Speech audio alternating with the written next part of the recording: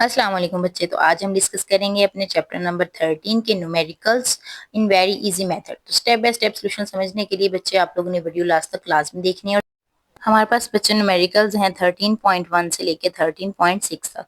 तो इन सबको जो है वो हम स्टेप बाय स्टेप बच्चे डिस्कस करेंगे। तो चले बच्चे अब हम स्टार्ट करते हैं इसका सोल्यूशन। तो सबसे पहले हमारे पास न्यूमेरिकल आ जाते हैं 13.1। 13.1 में है हमारे पास कि at a particular temperature the speed of sound in air is 333 metre पर सेकेंड। अब यहाँ पर बच्चे वो हमसे ये कह रहे हैं कि पर्टिकुलर टेम्परेचर पे जो है वो हमारे पास स्पीड ऑफ साउंड कितनी है, 333 मीटर पर सेकेंड है। तो यहीं से बच्चे में पता चल गया कि ये हमारे पास क्या है, ये v है, हमारे पास स्पीड है। तो हम इधर मेंशन कर देंगे हल्का सा। नेक्स्ट है कि if the wavelength of a sound wave is 3 centimetre. तो वेवलेंथ को बच्चे हम लैम्डा से शो करते हैं। Calculate the frequency of the sound wave. तो हमने फाइंड आउट क्या करना है बच्चे, हमने फ्रीक्वेंसी फाइंड आउट करनी है, मींस कि हमने एफ फाइंड आउट करना है। Is this frequency is Audible range of the human ear. साथ ही वो पूछ रहे हैं क्या ये फ्रीक्वेंसी जो है ये ऑडिबल भी है कि नहीं। बिकॉज बच्चे रेंज होती है कि हम मैक्सिमम कितने पॉइंट तक सुन सकते हैं और मिनिमम कितना सुन सकते हैं, ठीक है।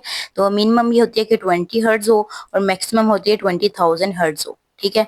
तो ये चीज हम बुक से भी देख लेते हैं। अगर तो बच्चे हमारा आंसर जो है वो इसी के दरमियान आ गया तो इट्स मीन कि ये ऑडिबल है। तो बच्चे पहले फॉर्मूला हम देख लेते हैं जो हमारे पास यहाँ यूज होने वाला है, वो है v is equal to F lambda, ठीक है।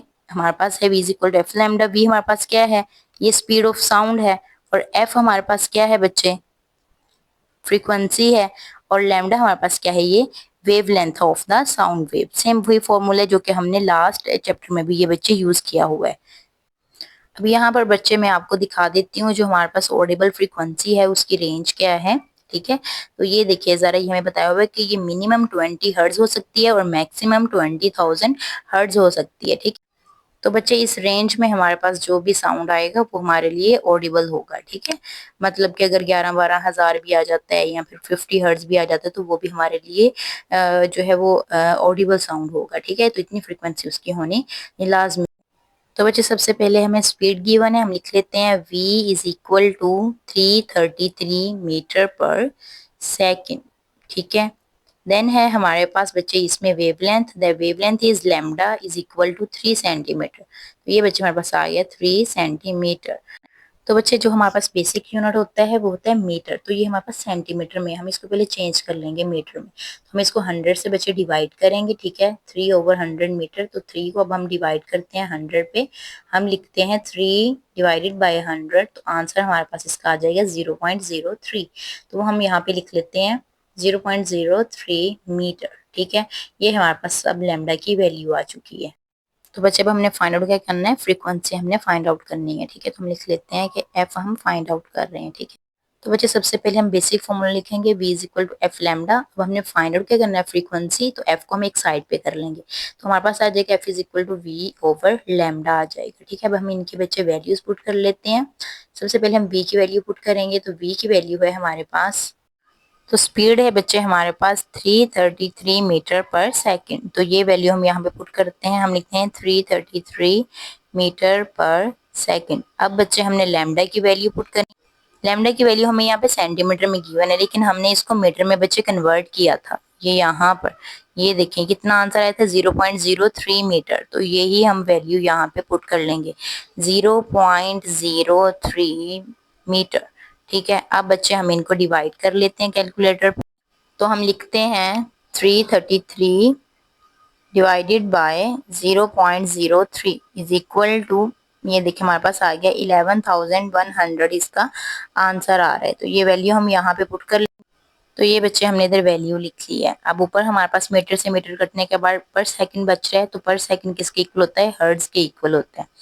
तो बच्चे हमारा जो क्वेश्चन है ये कंप्लीट होता है, लेकिन बुक के अकॉर्डिंग इसका आंसर जो है वो उन्होंने किलो में दिया हुआ है। तो किलो हमारे पास कितने डिजिट्स होते हैं, किलो में 3 होते हैं। तो ये हमारे पास ये जो 3 डिजिट्स है ना, 001, ये हमारे पास किलो में चेंज हो जाएंगे। तो लास्ट पे हमारे पास आंसर जो है वो क्या आ जाएगा, 11 किलो हर्ट्ज आ जाएगा, ठीक है बच्चे। तो ये हमारे, तो बच्चे बुक पे भी हमारे पास सेम यही आंसर गिवन है, 11 किलो हर्ट्ज, ठीक है। तो ये मैच हो गया हमारे पास इसका आंसर। अब नेक्स्ट चीज थी क्या ये ऑडिबल है कि नहीं। 11 क्या है हमारे पास बच्चे, 11 केल्विन हर्ट्ज है। तो मतलब ऊपर अगर हम फ्रीक्वेंसी में वैल्यू देखें तो हमारे पास क्या है, ये 11,100, ठीक है। तो 11,100 है, तो ये हमारे पास मैक्सिमम कितनी रेंज है 20,000 की। तो इट्स मीन कि यस ये ऑडिबल है, ये 20,000 से कम है और 20 हर्ट्ज से ज्यादा है। तो हम इधर यहाँ पे लिख देंगे कि yes it is Audible. Okay बच्चे, हमारे पास न्यूमेरिकल नंबर 13.2 आ जाता है कि a clock chimes 48 times in 1 minute, calculate the frequency and period of the chimes. अब यहाँ पे बच्चे उन्होंने आपको ये दिया हुआ है कि एक जो क्लॉक है ना, वो उसमें से जो आवाज आती है वो कितना टाइम होता है, वो 48 टाइम्स होता है, कितना 1 मिनट में। यहाँ पर बच्चे हमने फाइंड आउट क्या करना है, एक तो हमने फ्रीक्वेंसी फाइंड आउट करनी है, दूसरा हमने टाइम पीरियड फाइंड आउट करना है। तो यहाँ से बच्चे पहले हम गिवन डाटा देख लेते हैं कि हमें डाटा क्या क्या गिवन है। सबसे पहले तो है हमारे पास के नंबर ऑफ चाइम्स है। नंबर ऑफ टाइम्स कितने हैं 48 टाइम है, ऐसा ही है ना। और फिर हमें साथ में टाइम गिवन है, तो टाइम हमें कितना गिवन है, टी हमें दिया हुआ है उन्होंने 1 मिनट। तो हमें पता है कि भाई हम तो सेकंड में यूज करेंगे टाइम, क्योंकि इसका जो ओरिजिनल यूनिट है ऐसा ही हम उसमें इसको लेके आएंगे। तो कितना आ जाएगा हमारे पास 60 सेकेंड आ जाएगा। फाइंड कर रहे हैं हम इसमें एक तो फ्रीक्वेंसी और दूसरा हम टाइम पीरियड इसमें फाइंड आउट करेंगे। ठीक है, एक भी चीज फाइंड आउट होगी तो हमारे पास दूसरी ऑटोमेटिकली फाइंड आउट हो जाएगी। अब फ्रीक्वेंसी बच्चे हम लोगों ने जो है वो चैप्टर नंबर 12 में पढ़ा था कि वो किसके इक्वल होती है हमारे पास। ये यहाँ पर देखिए बच्चे, हमने फ्रीक्वेंसी के बारे में पढ़ा था। क्या frequency of a wave is the number of complete wave cycles that pass a fixed point in 1 second. ठीक है, तो मतलब ये है कि जो हमारे पास नंबर्स होते हैं ना, उनको हमने डिवाइड किससे कर देना होता है, टाइम से। यहाँ तो उन्होंने बात की है ना कि कंप्लीट वेव की 1 सेकंड के अकॉर्डिंग, लेकिन होता यही है कि हमारे पास जितने भी नंबर्स हों, जो भी चीज है उसको हमने डिवाइड किससे कर देना है, हमने उसको टाइम से डिवाइड कर देना है। ठीक है, तो यहाँ से बच्चे पहले हमारे पास फ्रीक्वेंसी जो है वो निकलेगी, लेंगे तो फ्रीक्वेंसी हमारे पास आ जाएगी कि number of Chimes over time. ठीक है, तो हमने देखा था कि जो हमारे पास नंबर ऑफ टाइम्स हैं वो कितने हैं, वो 48 हैं, और टाइम हमारे पास कितना था 60 मिनट्स थे, मतलब 60 सेकेंड्स थे, सॉरी 60 सेकेंड्स थे। तो हम इसको डिवाइड कर लेते हैं।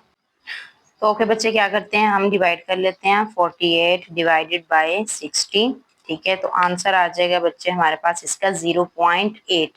ठीक है, तो ये बच्चे हमारे पास इसका फ्रीक्वेंसी का आंसर आ गया है। हम यहाँ पे लिख लेते हैं 0.8 आ गया है। तो पर सेकंड है हमारे पास, ये हर्ट्ज में चेंज हो जाएगा। अब चेक कर लेते हैं क्या यही आंसर है हमारे पास। यहाँ पर भी बच्चे हमारे पास जो है वो ये न्यूमेरिकल नंबर जो 2 है उसका हमारे पास यही आंसर है, 0.8 हर्ट्ज है। अब साथ में बच्चे हमने टाइम पीरियड भी यहाँ इनको फाइंड आउट करके बताना है। तो हमें पता है कि टाइम पीरियड किसके इक्वल होता है, टाइम पीरियड इक्वल होता है हमारे पास 1/f के। तो हम ये इसको इधर लिख लेंगे डिनोमिनेटर में। ठीक है, तो अब हम इसको 1 पे डिवाइड कर देंगे। अब ऐसे ही जो वैल्यू हमारे पास लिखी हुई है हम लिखेंगे 1 divided by answer is equal to 1.25। हमारे पास इसका आंसर आ गया 1.25। हमारे पास ये हर्ट्ज नीचे जब ऊपर आएगा तो ये हमारे पास सेकंड में चेंज हो जाएगा। तो ये बच्चे हमारे पास टाइम पीरियड का भी आंसर आ गया है। यहाँ पे हम मैच कर लेते हैं। तो जी बिल्कुल एग्जैक्ट यही हमारे पास इसका आंसर है। हमारे पास न्यूमेरिकल नंबर आ जाते हैं 13.3। उसमें हमसे वो क्या कह रहे हैं कि a car horns emits a sound with a wavelength 0.5 metre. क्या कह रहे हैं कि एक कार जो है वो हॉर्न करती है, तो उसकी जो वेवलेंथ आ रही है उसके हॉर्न की साउंड की, तो वो कितनी आ रही है 0.5 मीटर आ रही है। If the speed of sound in air is 340, अगर हमारे पास साउंड की स्पीड एयर में चेक करें तो कितनी होती है 340 मीटर पर सेकेंड होती है। तो ये हमारे पास स्पीड आ गई है, ये हमारे पास वेव लेंथ आ गई है। Calculate the frequency of the sound produced by the cars horn. तो हमने बच्चे सिंपल जो है वो हमने इसकी फ्रीक्वेंसी फाइंड आउट करनी है। तो हम डाटा देख लेते हैं कि हमारे पास जो डाटा गिवन है, डाटा में हमारे पास बच्चे क्या क्या चीज है। डाटा में बच्चे हमारे पास सबसे पहले आ जाती है वेवलेंथ। तो वेवलेंथ है हमारे पास 0.5 मीटर। देन हमारे पास स्पीड आ जाती है, तो वी हमारे पास है 340 मीटर पर सेकेंड। और हमने फाइंड बच्चे क्या करना है, फाइंड हमने करना है इसमें फ्रीक्वेंसी हमने फाइंड आउट करनी है। अब हम इसका सोल्यूशन लिखते हैं।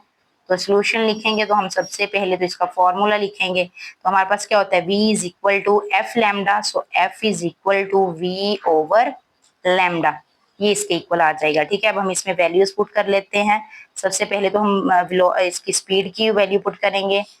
ठीक है, 340 मीटर पर सेकेंड ओवर लैम्डा हमारे पास कितना है 0.5, वो लिख देंगे हम यहाँ पर 0.5 मीटर है।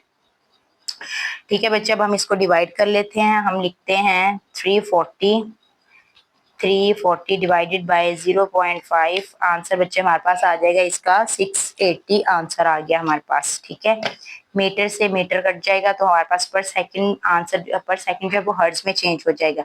तो 680 जो है बच्चे वो इसका हमारे पास आंसर आ गया है। ये हमारे पास बच्चे फ्रीक्वेंसी आ गई है। हम इसको मैच भी कर लेते हैं। तो यहाँ बुक के साथ अगर हम इसको मैच करें तो हमारे पास यही इसका आंसर है, 680 हर्ट्ज है। हमारे पास न्यूमेरिकल नंबर 13.4 आ जाता है। A wave travels with a speed of 500 metre पर सेकेंड। एक वेव जो है वो ट्रेवल कर रही है कितनी स्पीड के साथ, 500 स्पीड के साथ, मीटर पर सेकेंड। हैज अ वेवलेंथ, और उसकी वेवलेंथ है बच्चे हमारे पास 2 मीटर। अब हमने फाइंड आउट क्या करना है, टाइम पीरियड हमने बच्चे फाइंड आउट करना है। तो चलिए हम डाटा देख लेते हैं कि हमें क्या क्या गिवन है। हम लिख लेते हैं यहाँ पे। सबसे पहले तो बच्चे हमें स्पीड गिवन है 500 मीटर पर सेकेंड, साथ ही इसके उन्होंने हमें लैम्डा दे दिया था 2 मीटर। ठीक है, लैम्डा। अब फाइंड हमने बच्चे इसमें करना है टाइम पीरियड। टाइम पीरियड तो बच्चे हमारे पास तभी आएगा जब हम फ्रीक्वेंसी फाइंड आउट करेंगे। तो सबसे पहले तो हम अपनी फ्रीक्वेंसी फाइंड आउट करेंगे, देन हम टाइम पीरियड करेंगे। ठीक है, रिक्वायर्ड तो हमें सिर्फ टाइम पीरियड ही है, लेकिन हमें फाइंड तो ये करनी पड़ेगी ना। तो हम अपना सोल्यूशन में फॉर्मूला सबसे पहले लिखेंगे, v is equal to F lambda. तो f is equal to v over lambda. Value में पुट कर देती हूँ। सबसे पहले है मेरे पास 500 मीटर पर सेकेंड, 500 मीटर पर सेकेंड डिवाइडेड बाय लैम्डा की वैल्यू है बच्चे 2 मीटर। मैं यहाँ पे लिख दूंगी 2 मीटर। ठीक है, अब मैं इसको डिवाइड करती हूँ 500 को, तो मेरे पास कितना आ जाएगा, 250 आ जाएगा। तो ये मीटर से मीटर कट गया, तो ये हर्ट्ज, ये पर सेकंड किसमें चेंज हो गया, हर्ट्ज में। अब यहाँ से बच्चे टी बड़ा इजीली मैं फाइंड आउट कर सकती हूँ। टी मेरे पास इक्वल आ जाएगा 1/f के। ठीक है, अब मैं यहाँ पे बच्चे लिख लेती हूँ 1/250 हर्ट्ज। चले मैं 1 पे डिवाइड करती हूँ इसको, 250 को। 1 divided by 250 is equal to 0.004 मेरे पास बच्चे इसका आंसर आ रहा है, 0.004 और सेकंड हो जाएगा ये। तो मैच कर लेते हैं बच्चे, क्या हमारे पास यही आंसर है बुक पे भी। तो हमारे पास बच्चे क्वेश्चन था ये 4 वाला, तो यस ऑफ कोर्स यही हमारे पास इसका आंसर है। हमारे पास आ गया 13.5 न्यूमेरिकल है हमारे पास।